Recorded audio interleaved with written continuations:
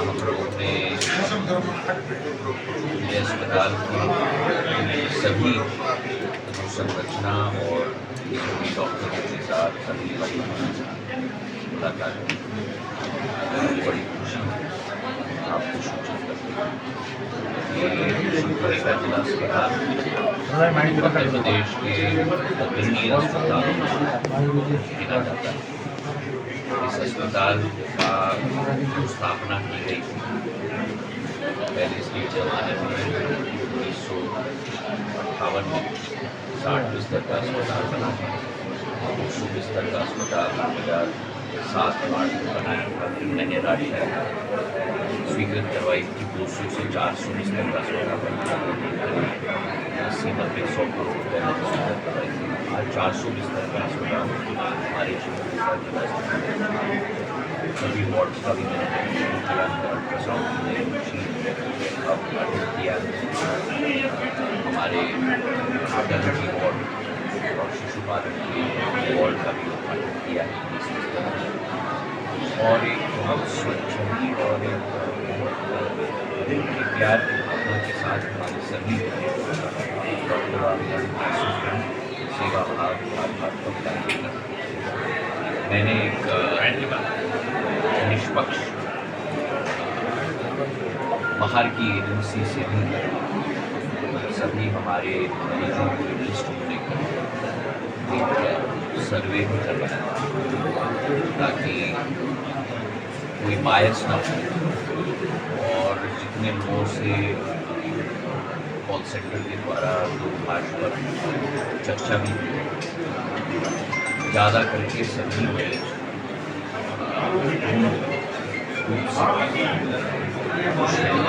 और संतुष्ट सुविधा अस्पताल से। आज इस पूरे 1.5 घंटे के निरीक्षण के बाद अस्पताल मुद्दे के प्रशासन ने प्रस्तुतिकरण भी मेरे सामने किया, जहाँ हमारे 400 बिस्तर का अस्पताल है, लेकिन करीब 632 मरीजों का हम लोग इलाज हो। इसका मतलब कि हमारे कैपेसिटी से 150% ज़्यादा सेवा हम लोग करते हैं। और इसका ये भी मतलब है कि जो मैंने 2014, 15, 16, 17 में स्वीकृत करवाया 200 से 400 बिस्तर की एक्सपेंशन, अब समय की मांग है 400 से 600 बिस्तर का एक्सपेंशन हमारा ये अस्पताल है। एक मुद्दा ये, दूसरा मुद्दा है कि जितने हमारे स्वीकृत पद हैं वो पद 400 बिस्तर अस्पताल वो पद अभी भी भरे हुए नहीं। उन पदों को भी हमें भरना है कि जहाँ 400 बिस्तर के लिए ये उपयुक्त पद है, लेकिन वास्तविकता में हम लोग 632 मरीजों की सेवा कर रहे हैं और 400 बिस्तर के लिए जो उपयुक्त पद है वो भी अभी नहीं है, उनको भी हमको भरना। इस पर भी मैंने कहा है कि हम लोग कार्रवाई करेंगे और जो 600 बिस्तर का अस्पताल का प्रस्ताव बनेगा वो केवल अधोसंरचना का नहीं बनना चाहिए। अधोसंरचना के साथ जो ये 400 पद बिस्तर के लिए स्वीकृत पद हैं उनको भी बढ़ोतरी करके 600 के लिए कितने होने चाहिए उसकी भी समीक्षा करके प्रस्ताव देना चाहिए। तीसरा मुद्दा है कि ALS एम्बुलेंस। मैंने आपको मालूम है कि मेडिकल कॉलेज के लिए ALS एम्बुलेंस मैंने डोनेट की है। कोरोना काल में मैंने वो एम्बुलेंस रेड क्रॉस को दी थी। मैंने कहा है प्रशासन को भी कि रेड क्रॉस का एम्बुलेंस उसको भी ट्रांसलेशन किया जाए।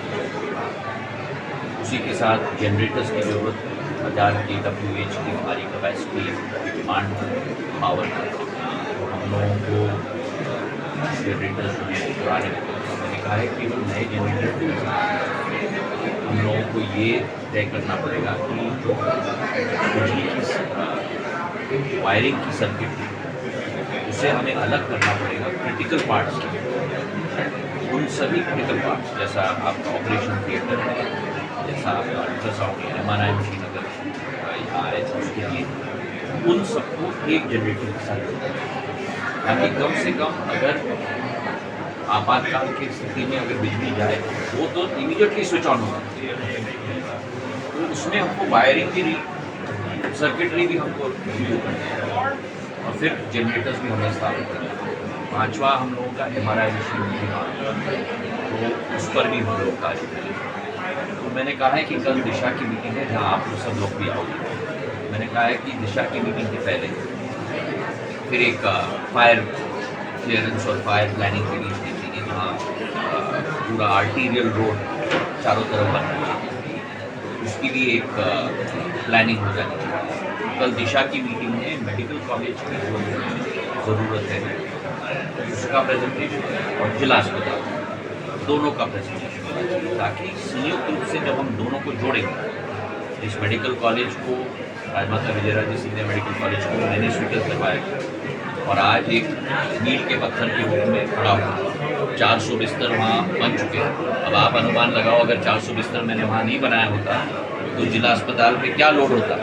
आज 1032 का लोड जिले अस्पताल पे हो जाता है जब हमारे पास केवल 400 बिस्तर है। तो दोनों की संयुक्त प्रेजेंटेशन होनी चाहिए कि हमको मेडिकल कॉलेज में ये चीज़ें ज़रूरत है, जिला अस्पताल में ये ज़रूरत है, और दोनों का प्रस्ताव बना के स्वास्थ्य मंत्री राजेंद्र शुक्ला जी को और मुख्यमंत्री मोहन यादव जी के समक्ष ताकि एक बार में ही हमारे जिले की सभी स्वास्थ्य सुविधाएँ को पर्याप्त मात्रा में और हम लोग बना पाए, दोनों अधोसंरचना के रूप में और मानव संसाधन। आप प्रयास कर रहे हैं जिले में अच्छी सुविधाएं देने के लिए।